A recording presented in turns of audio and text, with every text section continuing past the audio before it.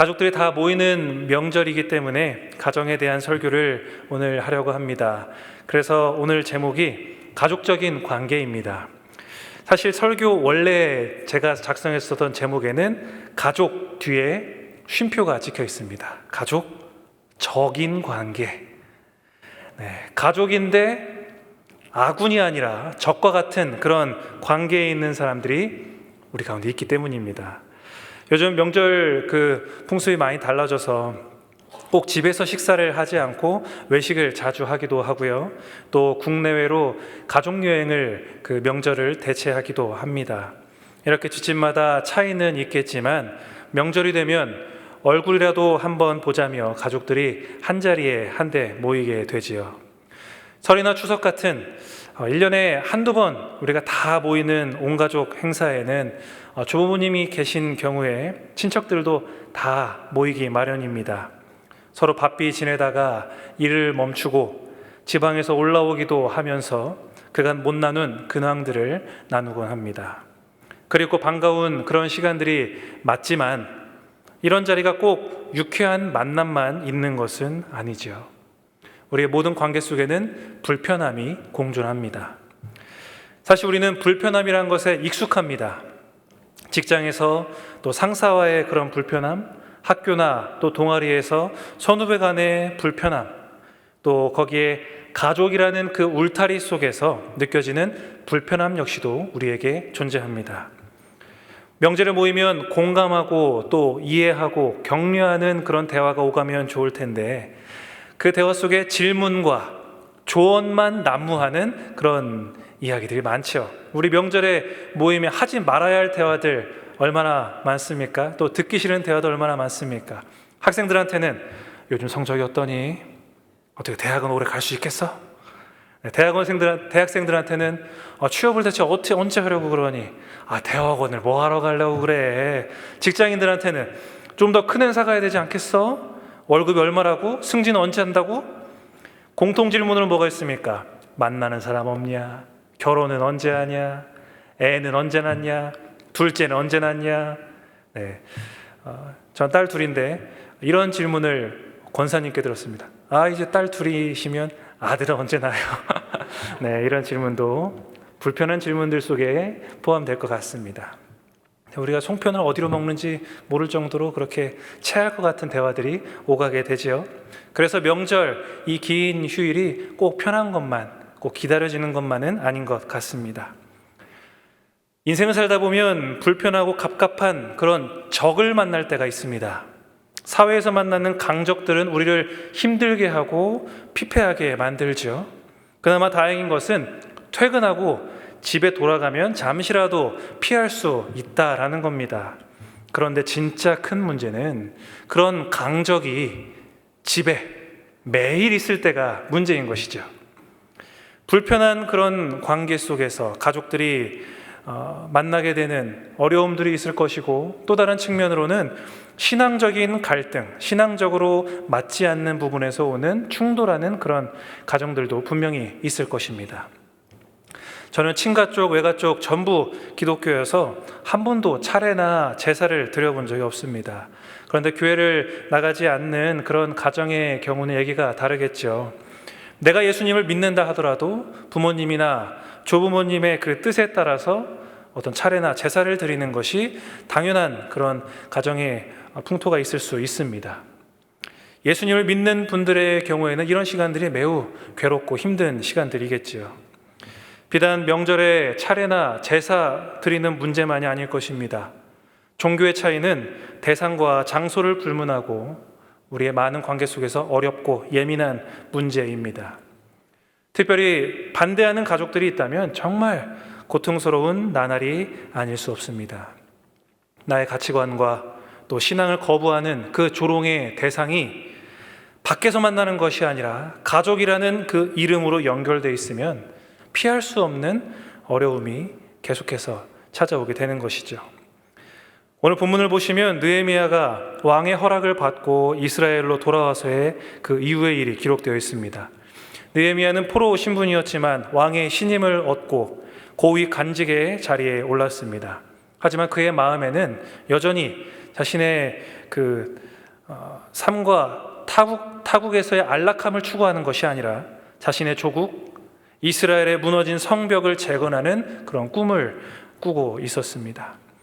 그는 왕으로부터 공식적인 허락과 또 지원을 받게 되어 고국으로 향하게 되는데요, 산발락과 도비아 무리가 화를 내면서 그 과정을 비웃는 것입니다. 이들은 포로로 끌려가지 않은 남은 자들 중에서 큰 세력을 이룬 사람들이었습니다. 느헤미야가 와서 무너진 성벽을 재건하겠다고 하니까 인력도 얼마 안 되고 돈도 없는 자기가 무슨 성벽을 재건하겠어? 라고 생각을 했던 것이죠. 그런데 자기들의 예상과는 전혀 다르게 느헤미야가 백성들을 도전하고 조직하며 성문을 지어가는 건 아니겠습니까? 그 모습을 보고 있자니 그들의 마음속 화가 일어납니다. 그래서 니네가 짓는 성벽은 여우가 올라가도 무너지겠다라면서 비웃고 조롱합니다. 여러분, 산발락과 도비아는 적국의 사람이 아닙니다. 느헤미야와 같은 민족 이스라엘 사람이죠. 그런데 자신들 나라의 성벽을 재건하는 느헤미야를 비웃고 조롱하고 있습니다. 포로기 시절의 일입니다. 때가 때이니만큼 민족의식이 더 올라가야 했고요, 하나가 되어야 하는 그런 때였습니다. 그런데 같은 나라 사람들이 회방을 놓는 것입니다. 한 민족이며 한 가족과 같은 사람들이 오히려 더 비웃고 더 난리를 치는 상황이 지금 상황인 것입니다. 산발락과 도비아가 비웃으며 방해하는 것은 자신들의 기득권 세력에서 자신들이 밀려나게 될 것 같은 정치적인 불안감에서 온 것입니다. 그래서 나라의 재건 사업을 방해하기 시작한 것이죠. 마찬가지로 우리의 가정 안에서 신앙생활하는 우리를 못마땅하게 여기면서 괴롭히고 억압하는 가족들이 있습니다. 교회 나가자는 말도 꺼내지 말라고 하는 그런 가정들도 있지요. 더 심하게 표현하는 집들은 네가 무슨 교회를 다니냐, 네가 뭘 믿긴 믿냐, 교회 다니는 너보다 내가 더 착하게 산다 라면서 조롱하고 힐난하는 일들이 있습니다. 그럴 때 우리는 어떻게 해야 됩니까? 가족이기 때문에 피할 수 없습니다. 그러니 부딪힐 수밖에 없죠. 하지만 직면하면 할수록 피해를 입는 쪽은 어디냐? 이해해보려고, 참아보려고 하는 그쪽이 더 피해를 받게 되는 것 같습니다. 보다 성숙한 그리스도인들이 피해를 감수하면서도 참으며 그것을 애써 넘기고 있습니다. 이럴 때 마음속에 하나님이 좀 강력하게 개입을 하셔서 안 믿는 가족들, 신앙생활을 방해하는 가족들 다 믿게 해주시면 안 되나? 이런 문제조차를 없애주시면 안 되나? 라는 그런 기도들을 하기도 합니다. 하지만 우리의 기도하는, 우리의 생각과는 다른 어려움으로 돌아가는 그런 가정의 모습들이 우리 주변에 너무나 많이 있습니다. 그럼 우리는 대체 어떻게 해야 할까요? 계속 그렇게 괴로움 속에서 버티기만 해야 하는 것입니까? 요한계시록 6장 10절을 보면 하나님 나라에 이미 들어간 사람들이 하나님께 질문하는 내용이 나옵니다. 악인들이 의인들을 괴롭히는 것을 언제까지 보고 계시기만 하시겠습니까? 언제 원한을 풀어주시겠습니까? 여기에 하나님은 의외의 대답을 하십니다. 순교자의 수가 차기까지 라고 말씀을 하셨던 것이죠. 고통을 당하는 입장에서는 절망적인 대답이 아닐 수 없습니다. 우리한테 이것을 적용해 보면 교회 다니는 것을 반대하고 안 좋은 말을 하고 직접적으로 방해하면서 조롱하는 가족들을 하나님 대체 언제까지 보고만 계시겠습니까? 어떻게 좀 해주세요 라는 이 질문에 괴로워도 참고 기다려라 라고 말씀하시는 겁니다. 이것은 하나님이 지금 힘이 없으셔서 기회를 보고 있는 것, 그런 것이 아닙니다. 그렇게 말씀하시는 이유는 나중에 결국 이긴다라는 결론이 전제되어 있고요, 고난이 있는 것이 분명하지만 고난이 있음에도 최종적으로 주님의 백성들이 이길 것이기에, 그들의 모든 것이 위로받는 순간이 올 것이기에 하나님은 그렇게 담담하게 이렇게 이야기를 하시는 것입니다. 요한계시록에서도 그렇고 우리의 삶에서도 주님은 기다리라 말씀하십니다. 왜 그러시느냐? 그들에게 기회를 주시기 위함입니다. 여기에 담긴 하나님의 마음은 이것입니다. 너희의 힘듦과 너희의 아픔과 고통을 다 안다. 너희를 가까이에서 괴롭히는 그 강적들을 다 지금 심판할 수 있으나 조금만 견뎌다오. 그들이 돌아올 기회를 주자라는 것입니다. 우리에게 주님은 희생과 포기 그리고 보다 나은 성숙을 요구하고 계십니다. 성숙한 인내를 요구하시는 하나님께 우리는 불만이 생길 수 있죠. 하나님, 알겠는데 대체 언제까지요? 저한테 이게 좋을 게 뭐가 있습니까? 그럴 때 우리의 신앙인들의 마음속에 떠오르는 것은 무엇입니까? 십자가입니다. 때로는 이게 참 답답하고 화가 날 수도 있습니다. 분노가 올라오고 억울한데 십자가의 은혜를 내가 생각하면 말할 수가 없는 거거든요. 가족이 나를 감싸주지 못하지만 십자가 사랑이 이미 나를 위로하시고 치유하시고 감싸주셨었거든요. 가족이 나를 탄압하고 괴롭힌다 하더라도 주님이 당신의 목숨을 주시며 그 정도까지 우리를 악으로부터 지키시고 승리케 하셨거든요. 가족이라서 끊어낼 수도 없고 괴로움은 점점 나를 더 조여오더라도 주님이 간곡히 부탁하고 계시다라는 것을 기억하면서 조금만 더 인내하시기를 축복합니다. 우리를 힘들게 하는 그 가정 안의 강적들 가운데에서도 하나님께서 돌이켜야 할 한 사람 한 사람들이 있기 때문입니다. 우리의 성숙된 인내와 기다림이 하나님의 놀라운 구원의 역사를 이루어가는 재료가 될 것입니다. 우리가 그 사실을 알았다면 인내하면서 기다릴 때 해야 할 것이 있습니다. 그것은 무엇이냐? 기도입니다. 느헤미야는 산발락과 도비아의 그 방해를 대처하는 방안으로 하나님께 기도를 드립니다. 산발락과 도비아의 상대방의 그 악을 물리쳐달라고 하는 그 기도를 하고 단순히 원수를 갚기 위한 보복의 기도가 아니라 하나님의 공의로움으로 다스려 주시기를 기도합니다. 성숙된 기도를 느헤미야가 우리에게 가르쳐주고 있습니다. 감정이 격동하는 그런 악한 상황을 그냥 덮어두고 참기만 하라는 게 아닙니다. 내 힘으로는 할 수 없음을 인정하며 하나님께 사랑과 인내와 용서를 달라고 기도하는 것입니다.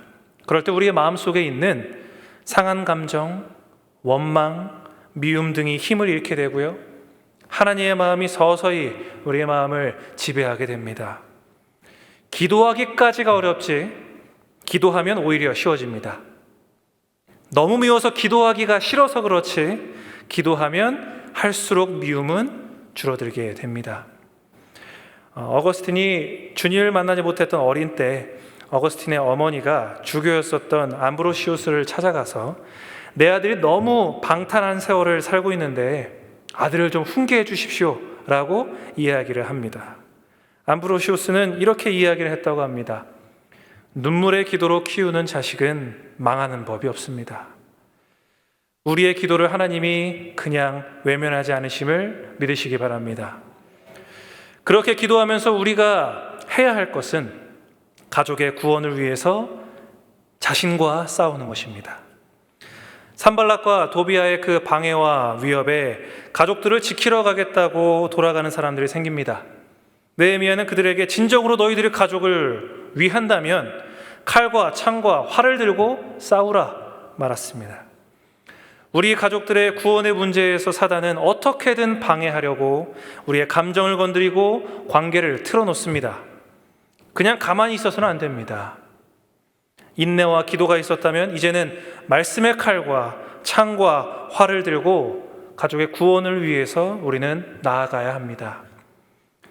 정말 가족을 위한다면 좋은 게 좋은 거라며 그 육신의 평안함만을 바라는 게 아니라 영혼을 위해 애통하는 마음으로 영적 싸움을 우리는 해야 합니다. 이 영적 싸움은 외부에서 일어나는 것이 아닙니다. 우리의 내면에서 일어나는 싸움입니다. 가족의 구원을 생각하고 싶지 않은 그런 마음이 들어오고 그냥 어떻게 되든 말든 나는 모르겠다라면서 내버려 두고 방관하려고 하는 그 내면의 그 갈등, 그 마음들과 우리가 싸워야 한다라는 것이죠. 산발락과 도비아처럼 우리의 믿음을 조롱하고 신앙생활을 방해하는 그 강적들이 내 가족 중에서도 있을 수 있습니다. 그들이 그러는 것은 다른 이유가 아니라 하나님을 알지 못하기 때문입니다. 미움의 대상처럼 보이지만 사실 긍휼의 대상인 것이죠. 그들의 말과 행동에 상처받지 않도록 조심하고 경계해야 하지만 변하지 않는 그 가족들을 미워하며 그냥 방치하려고 하는 우리의 마음을 먼저 경계해야 합니다. 말씀을 정리하겠습니다. 하나님은 우리의 가정에 있는 적들을 향해 성숙한 인내를 보이며 참으라 말씀하십니다. 그리고 내 힘으로 할 수 없음을 인정하고 기억하며 하나님께 기도하고 사랑의 마음을 구하라 말씀하십니다. 그리고 괴롭게 하는 가족들을 보며 낙심하거나 방관하며 손을 놓아버리지 않도록 우리의 마음을 말씀으로 다지는 것이 필요합니다. 그렇게 내 안과 밖에서 일어나는 그 모든 방해를 인내와 기도를 통하여 여러분들 견뎌내 보십시오. 그리고 구원하신 하나님의 역사를 여러분들 기대해 보십시오. 주님을 알지 못하는 가족 때문에 여러분들 신음하고 계신 분들이 있으십니까? 여러분들의 인내와 기도 그리고 영적인 싸움을 하는 동안 하나님은 위대한 구원의 역사, 변화의 시간을 진행해 나가고 계십니다. 하나님을 신뢰하며 기도하시고 그 신뢰 안에서 역사하시는 하나님의 일하심을 목격하십시오. 하나님의 그 놀라운 일에 동참하며 가정이 변화되고 회복되는 일을 여러분들이 경험하고 간증하는 귀한 은혜가 있으시기를 주님의 이름으로 축복합니다.